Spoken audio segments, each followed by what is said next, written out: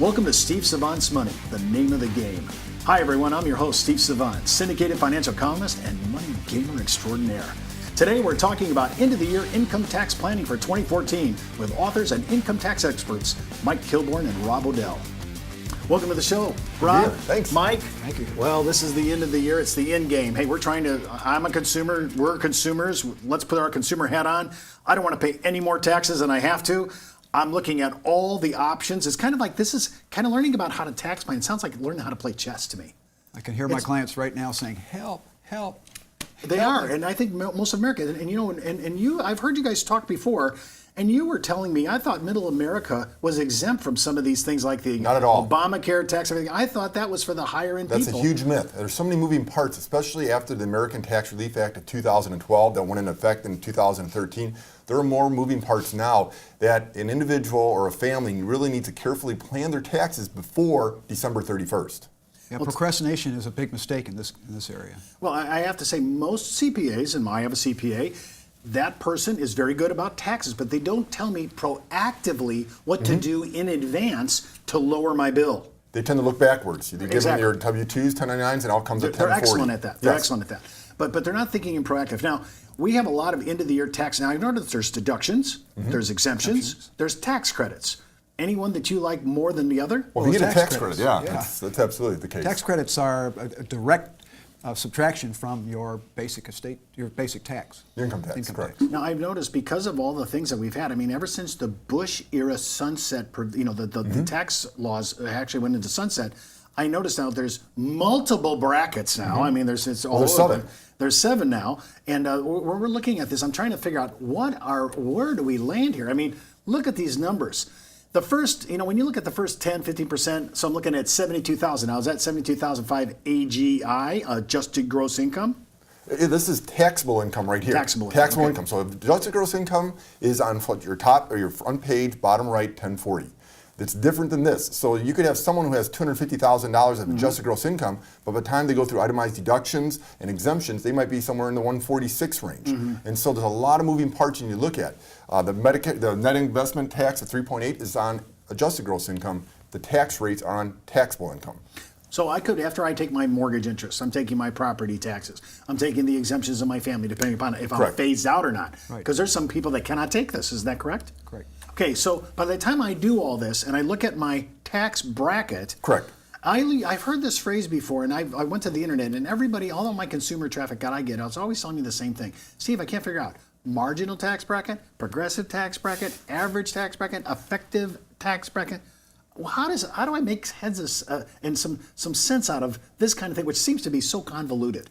Well, there's so many parts that affect the actual bottom line that you can't just look at a table and say, well, I fit between those two brackets, so I'm fine. I'm at 25% or 28%. Now, it's amazing that some of our most affluent Americans are paying 39.6%, but Mike, I've heard you say they're paying a lot more than that. They're paying more than that. They're paying 43.4, which I'll get to in a moment. Okay. Well, when we're looking at this, we're trying to stay. If I want to do some tax planning to see if I can start shaving and getting myself into a lower bracket, I mean, that's kind of the end game. Exactly. Now, I've heard you say this. This sounds so counter in my show, having a consumer show like this. I've heard you say, Steve, paying zero taxes is not good, and I keep thinking, well, I thought that was the end game. No, it is not good because you're losing opportunities in the 10 and 15% brackets here. Opportunities such as if you have a low basis stock, you could sell it if you're in the 10 and 15% tax bracket and pay zero capital gains tax. You have opportunities to do Roth conversions in here. So a zero tax return doesn't say, I don't see it as a good thing. I see that as an opportunity for a person and their advisors to plan what their income tax return should look like. Okay, so when I hand over my CPA, he knows my exemptions, my tax deductions, and as you say, good as gold tax credits. Correct. I have all this done. I've noticed that so many people are getting ready to file for 2014. This is the first full year we're having Obamacare in, and everybody's sitting there celebrating that they're going to get their premiums subsidized by the United States government. And oh my gosh, the last one I looked at was in shock. He says, how come I'm not getting the credit? Well, it's the difference between modified adjusted gross income and adjusted gross income. Yeah, go ahead. So modified adjusted gross income adds back a few items that actually to your AGI, and so now we're looking at a different number, a larger number. The larger the number, the lower the subsidy. Correct. And I think some people are going to look at that. I mean, I saw the premiums now in certain states have already gone. I mean, they have to file this in advance. We saw those premiums actually going up. And now on top of that insult, I'm going to have this issue of I may have to actually not get subsidies. Can I afford this? Right. It's a tax on the middle class. That's exactly what it is. So some things that clients might want to consider, or people might want to consider, is something that Mike and I call tax diversification and tax arbitrage. And if we takeaways from this is for individuals who have taxable investments that are tax inefficient, covered call strategies, taxable interest, portfolio turnover, they might want to put that into a deferred account where the tax is deferred until distribution.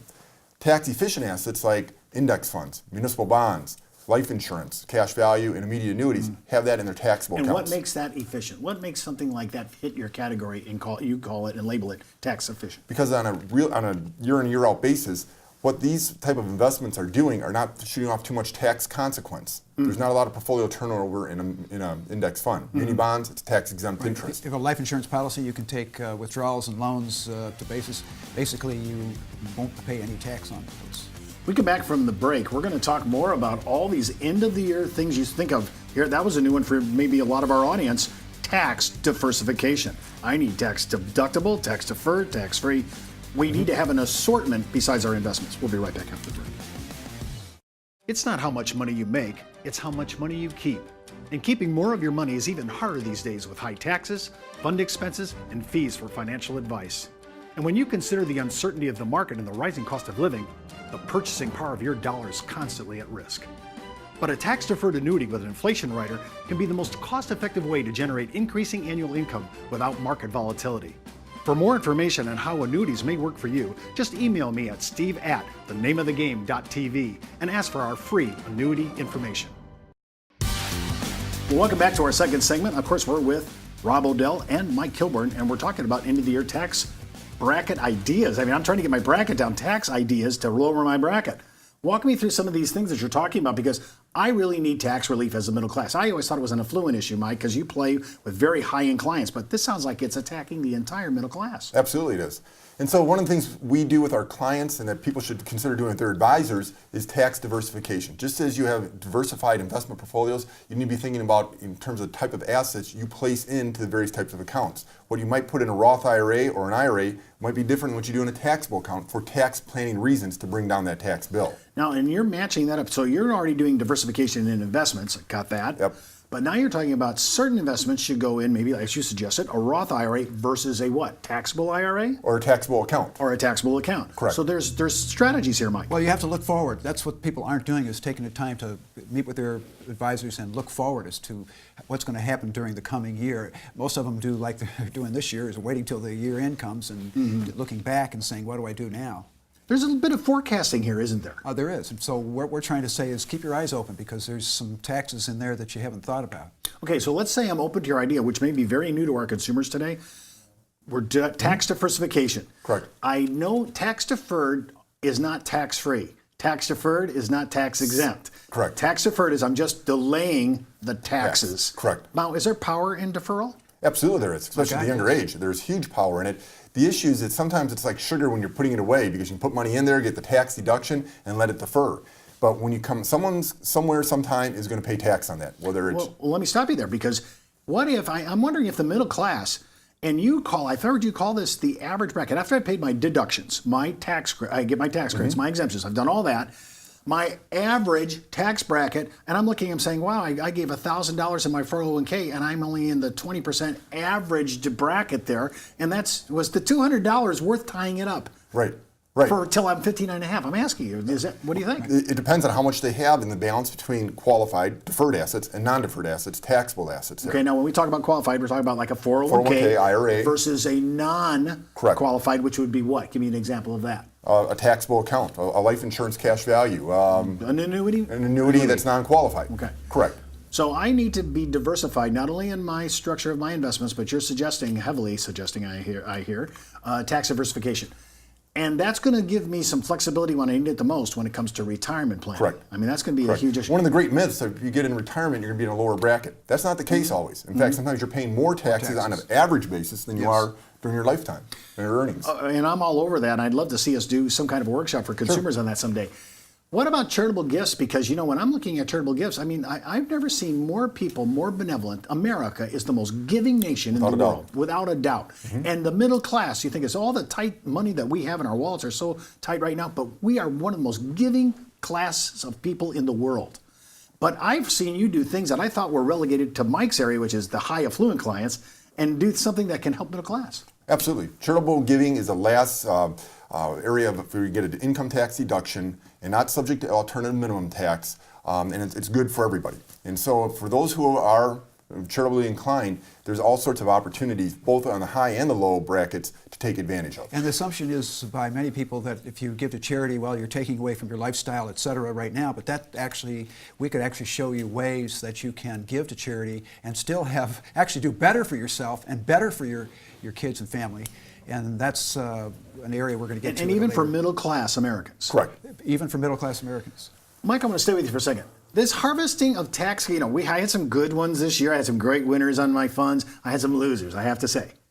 So this tax harvesting, what does that do for me?